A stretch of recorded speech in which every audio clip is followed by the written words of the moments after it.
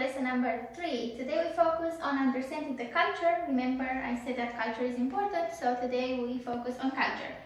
There are many things that I wrote in here, so go ahead and read the novel. We focus today very easily on what's most important. First, Korea has some sort of collectivism culture, so sometimes they would refer to things that are not mine but our. Don't worry about that, it's just about the culture. So even if they say our daughter is not yours and mine, it just means that I include you and you're a close person to me, so I call this our daughter, but that's the only thing. The second thing is like, have you ever heard pamogose, did you eat? Or let's meet again. Well, that's another reason to not stress about, because you know, they're not calling you actually. That's just a way of saying hello, goodbye, and a greeting. So don't worry, don't wait for me like 1 year. Next, Korean has 3 or 4 more levels of politeness and formal, informal, you know, many things. The most important thing is we are going to focus probably on the informal style and the polite, which usually ends in yo. The other things we study by time, and don't forget that you have to be polite in any situation, better than, you know, getting like some ajuman's bag in your head. Why you're not polite to me? So everything is yo. If you forget to say something with yo, just add at the end and they'll understand, they're just struggling to learn Korean politeness. But you're safe.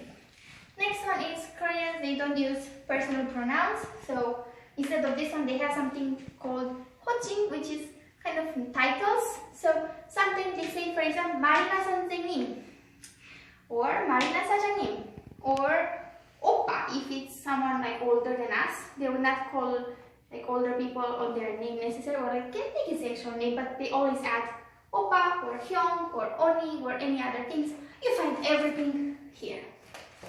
And this is one thing that is important to know. Some expressions mean the same thing.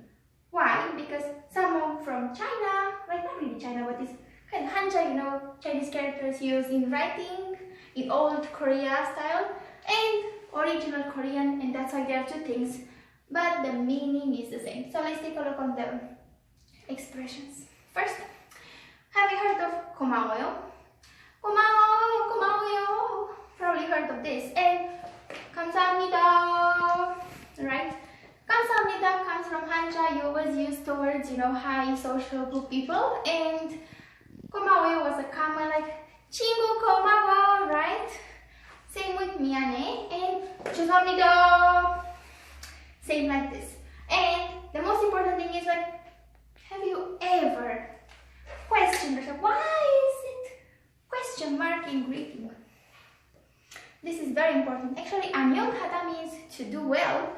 So when somebody says 안녕하세요 with question, it's like, are you well? They ask you about how are you? And they answer 네 안녕하세요. 네, how about you? So that's about it. Don't forget, no personal pronouns. They don't contact you necessarily next time. You make sure if you want to meet them, text first. Sometimes they use collectivism to express things like my company, instead of my company, our company, our country, our family, and titles. Analyze that very well. And if you read everything, you'll understand more about what I meant and what I want to say, and read a lot on the internet if you want about each point.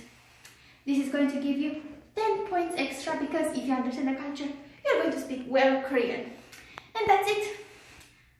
See you at the next time. 감사합니다.